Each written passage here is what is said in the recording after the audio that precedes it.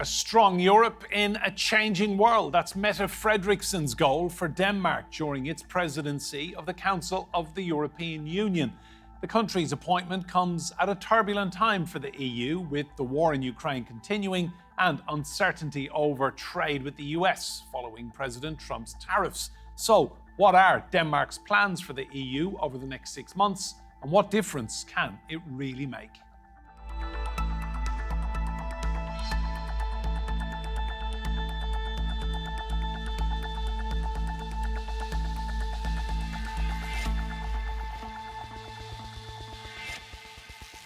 Hello and welcome to Roundtable. I'm Enda Brady. Now, Denmark has taken over the rotating presidency of the Council of the European Union for the next 6 months.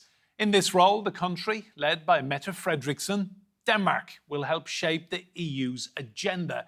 She said she wants to make Europe more secure, competitive and greener through this role. So, how successful will the Danish EU presidency be? A new 6-month chapter starts for the EU under Danish leadership.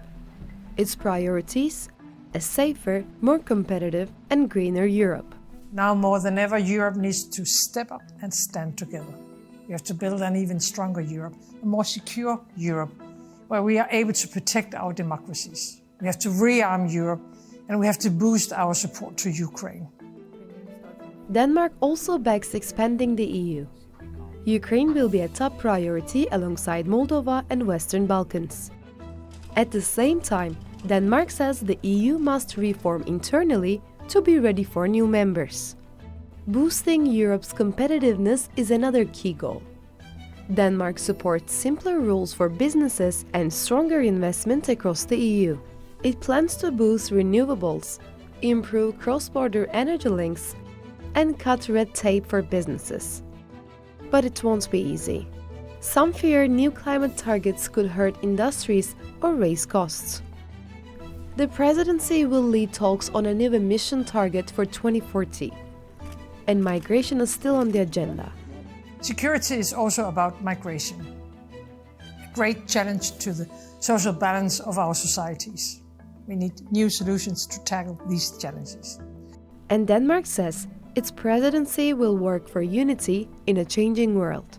But how much can Copenhagen really deliver in just 6 months?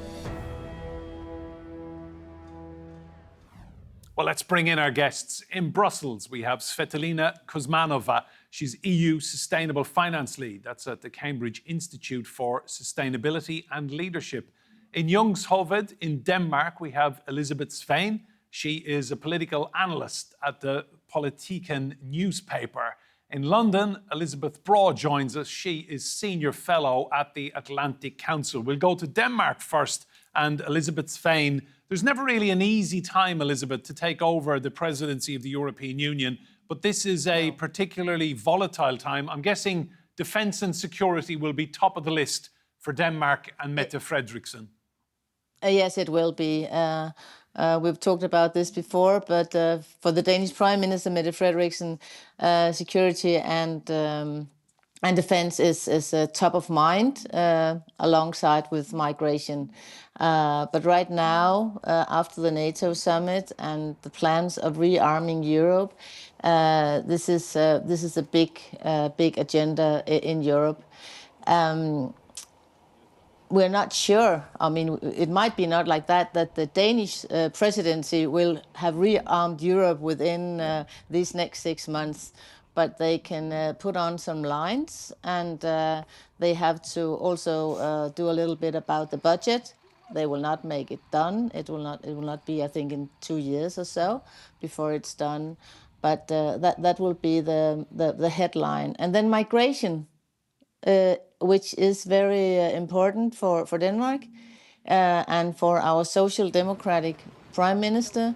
And if you heard her when she was presenting the Danish presidency in European Parliament, she had like this: the right wing, they were applauding when she talked migration. the left wing were applauding when she talked about climate. So that's where Denmark is. We are a country hot on migration and still a green and sustainable country. So, but all over that, it will be security and defense. Thanks, Elisabeth. Let's go to Tsvetelina in Brussels. Tsvetelina, Europe now knows it cannot rely on the United States for security and defence. So Denmark really has a big few months ahead of it with this presidency, doesn't it? Yes, indeed. Denmark is in a strategic position right now, especially in the trio presidency. 3 countries, 3 member states usually do the joint priorities of the presidency. So we had Poland, Denmark and Cyprus, an unprecedented moment where we have the geopolitical challenges, polycrisis, and interestingly enough, shifting priorities in Brussels at the EU level as well.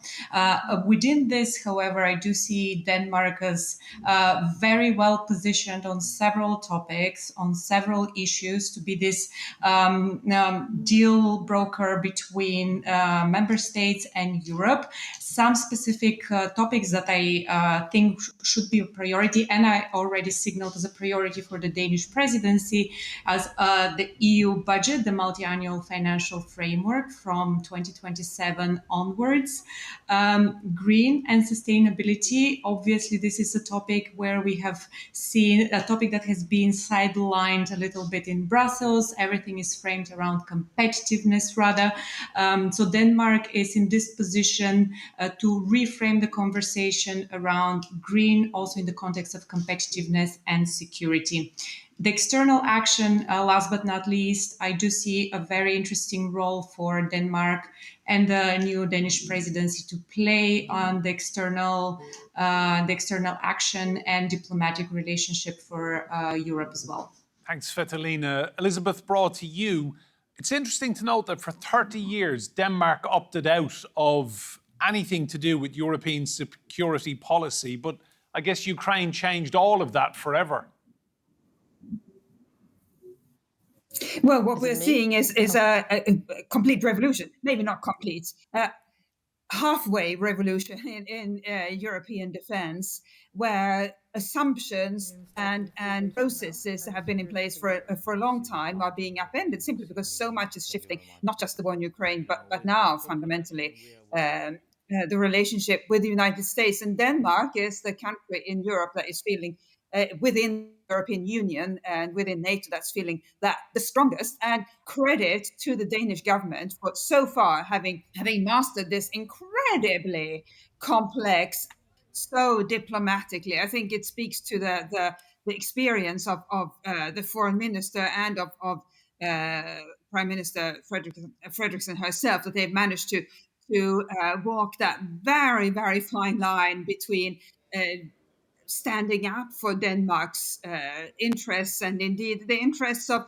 Greenland, while not antagonizing the Trump administration. So credit to them. Thanks, Elisabeth. Let's go to Denmark then. Elisabet Svane, to you. You mentioned the budget earlier on. So countries like Sweden and the Netherlands want a smaller budget. Some of the southern European countries want a bigger one. What kind of a budget do you think the Danish people want? I think the Danish people, like normally, they don't want a bigger budget when it comes to administration in Brussels, but when it comes to rearming, when it comes to climate, when it comes to competitiveness, which is a very important issue also for the Danish presidency, the Danish government has said, and the Prime Minister said it in an interview with me a year ago, that she was ready to make a bigger budget, but not just a big budget. It has to be focused. I think Denmark has this thing also about agriculture, that you could cut on agriculture and you can cut on administration. But all in all, Denmark is no longer a member of the Frugal Four, which we used to be with, like you said, Sweden, Holland and Austria. Thank you very much, Elisabeth. Tsvetelina, to you. I want to talk about some of the pharma rules that the European Union is wanting to bring in. So the next 6 months of Danish presidency, there will be a lot of discussion about speeding up the process, making it cleaner and greener, and making European pharma more competitive. It's interesting to note that the Danish economy is pretty much propped up by the weight loss drug Ozempic, isn't it? I mean, is there a little bit of a conflict of interest here for Denmark? So the way I see it, the common agriculture policy is largely discussed within the multi-annual financial framework, so within the new EU budget, so the money that will be dedicated into what exactly within the agriculture sector. So what we have seen so far from the Danish presidency and the priorities for the Danish presidency is that we are shifting a little bit from the fiscal conservative space, but still being very financially responsible within the budget, within the structure of the budget. So the way I see it, it's a really interesting balancing act of the priorities, both from how much we spent on what we spent it, but also the green aspect. And this is why I already mentioned that for me, the Danish government and the Danish presidency is extremely well positioned and is already trying to reframe the conversation also around some of the green and sustainability aspects. They clearly frame security and defense and sustainability in economic terms very much intertwined into climate change. So I do see this space going forward on the agriculture topic, among all other topics in the upcoming EU budget, very much to try to balance the more frugal countries and also those countries usually more in Central, in Eastern Europe, that are opposing some of the green rules. This is very much also in the context of the 2040 target for the EU. It will very much set the tone. The decarbonization target will set the tone for a lot of the green conversations within different sectors, within the EU budget. So there are very high hopes that still a lot of the upcoming rules, budgetary and otherwise, will aim to be still very much aligned within the other priorities, namely the green and sustainability objectives and competitiveness of the economy as well. Thanks, Tsvetelina. We'll go to Elisabeth Braw on just on that point about climate change and targets, Elisabeth. The EU wants to reduce its emissions by, 90% by the year 2040, but only a fifth of EU members are thought to be backing this. So how can Denmark get this one over the line?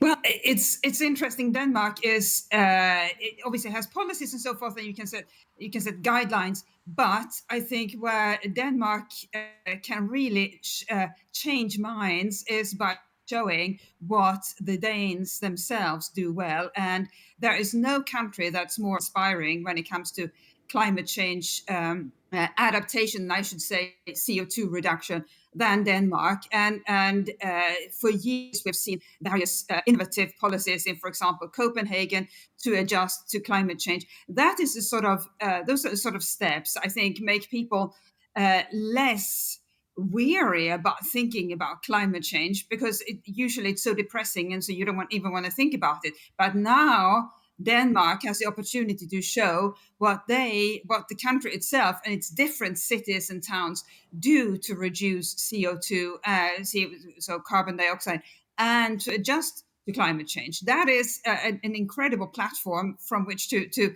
spread the gospel, as it were, of CO2 reduction and climate change adaptation on a positive note, because that's, I'm sure, will change a lot of minds. Let's go to Denmark then. Elisabet Svane, I want to talk about mass migration to Europe. Your Prime Minister, Frederiksen, she's on record as saying mass migration is a threat to daily life in Europe. She's pretty hard line on this. She is a hardliner, and she's been that for about 10 years, more and more, is a tighten and hard migration policy is a duel for the Social Democratic Party, and it was what changed it from a party without power to a party that's now the only big party in Denmark. So she's Russian that. We also had our minister on migration. He said the other day that if EU did not solve the migrations problem, there would be 27 countries with Viktor Orban in the lead. I don't think anybody wants that. So it is a priority for the Danish government. And the interesting thing is that if you said 5-6 years ago, Denmark might be on their own in Europe on this agenda, especially among social democratic parties. It's still a bit like that. But right now you have Germany and you have Sweden also on a much harder migration line. And that is important. Thank you, Elisabeth. Tsvetelina, to you, just on the issue of mass migration, a lot of EU leaders will be talking about defence and security during Denmark's presidency of the European Union. But for EU citizens, there's probably no issue bigger than the one of mass migration. Would you agree? It depends. I do think a lot of different topics are high on the agenda for European citizens. Also depends on which part of the EU you ask this question. I think climate is also very high on the agenda. We did see that in recent polls in Europe. So very happy to hear from Elisabeth that the Danes do require more on that front as well. But I think it's also from an external perspective and some of the role that Denmark can play in terms of external relation and also on the topics related to migration. The Polish presidency has, in continuation of the Polish presidency, the Danish one has taken a very strong pro-Ukrainian and pro-enlargement position. So we will see a lot of also bettering of the relationship and continuing the dialogues with countries for the enlargement of the EU. And this is Ukraine, Moldova, Western Balkans as well. So I think there is a strategic role for Denmark to play here in reframing those conversations, as I said, on security, energy security included, but also defense and enlargement and green diplomacy as well. I think Denmark has been one of the member states that has taken green diplomacy very seriously, and to align the EU external agenda with its internal policies as well. Elisabeth Braw, to you, we know President Trump admires strong female leaders like Meloni. Talk to me about what kind of a relationship he will have with Mette Frederiksen. Well, we know that he likes Meloni. We don't know how many other strong female leaders he likes, but now is his opportunity to meet Mette Frederiksen, hopefully more than once or twice, and talk with her about the sort of things that he talks about without Danish representatives in the room, namely Greenland. It would be interesting to see, not just it would be interesting, it will be interesting to see how he gets on when they meet, hopefully very soon, because he has obviously made Greenland such a major policy issue, or maybe just a talking point, but nevertheless one that has been talked about around the world. It will be interesting to see if he has any more substantial thoughts on Greenland, other than saying he wants it to belong to America, because a conversation with Mette Frederiksen is where he could lay that out. And I'm pretty sure I know what she would and will say in return if he proposes a US takeover of Greenland again. She will say that what America has on Greenland today is a phenomenally generous arrangement, with Denmark, with the approval of the Greenlanders, that allows the United States to operate on Greenland in a way that gives them enormous latitude and indeed room for expansion. So that leads to the question, what else might America want or need to do that, which is not very much. So I look forward to seeing those conversations. Hopefully Mette Frederiksen can also maybe raise the flag a little bit for CO2 reduction, but let's see where that might go. Thanks, Elisabeth. Let's go to Denmark then. Elisabet Svane, to you. Just talk to me about how important the issue of Greenland will be then for the Danish people in the next 6 months of this presidency. I will say that every time the President Trump is talking about Greenland, it is an important issue in Denmark. But things has changed a lot since January, where he first mentioned it, or he did it before, but when it became really a hot topic in Danish politics and European politics, because Denmark is not on its own. The kingdom is not on its own, which is the kingdom, Greenland, Denmark, and the Faroe Islands. We have big support within all the European countries, and that's important. So it's a different topic now. The Danish leaders are more clear in their message. Both our Prime Minister and our Foreign Minister, Lars Løkke Rasmussen, in the beginning they tried to find their way. Should little Denmark talk against the big US? They do it now. And they say this is not Greenland is not for sale. It's what happens about Greenland. What should happen with Greenland should happen in Nuuk, the capital of Greenland. So it will be not as tense as it used to be, but it is a big it's a big and a hot topic. And in the Danish government, they have they are quite sure that President Trump really means it when he says he wants to have Greenland. It's just like this: you cannot have Greenland. Greenland is its own country, and it's in a partnership with Denmark within the Kingdom of Denmark. And tell me, you've interviewed Mette Frederiksen. You know her well. Just tell me, how do you think she will deal with the next 6 months? It's a lot of pressure. It is a lot of pressure, but she is one of these leaders. She feels well under pressure. It does not mean that she's seeking it, but she knows what to do, and she's very clear. And for her, if you have a crisis, you have to solve it. You have to get through it.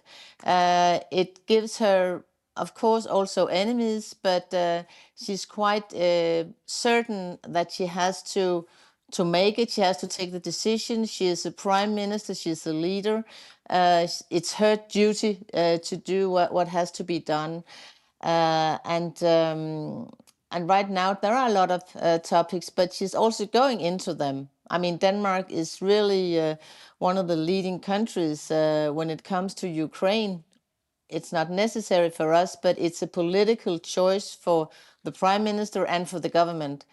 And we have this special government where we have both the former prime minister, he's now the foreign minister, and we have also the other party, Venstre, who used to be in government. So it's a coalition over the aisle in Denmark, and in a situation of these crises, it's quite strong.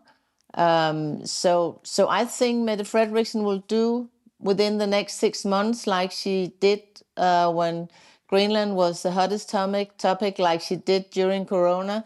She will make decisions. She will make wrong decisions, but she will make decisions every day. That's her way of working. Thanks, Elisabeth. She's not a doubtable type, so to speak. Thanks, Elisabeth. Final point to you, Tsvetelina. She is a big friend of Ukraine and Volodymyr Zelensky. So can you see the issue of European Union accession for Ukraine becoming more prominent in the next 6 months? That would be interesting to follow and to see how the conversations about the EU enlargement and especially the role of Ukraine will play out. But already from the priorities set out by the Danish government, we have seen that they have been also very strongly in favor of the money set aside within the EU budget for Ukraine specifically. They're actually a separate pot of money outside of the EU budget, and Denmark has been very much in favor of that. So geopolitically, I do see Denmark is one of the small EU member states, but is definitely punching above its weight. So I do see support for Ukraine, strong support for enlargement issues, for strategic countries, and also very strategic relations with some other regions, depending on the priorities identified in the EU and within the Danish presidency as well. So all in all, could be very difficult conversations, of course, and the Danish presidency will not solve the EU structural divide.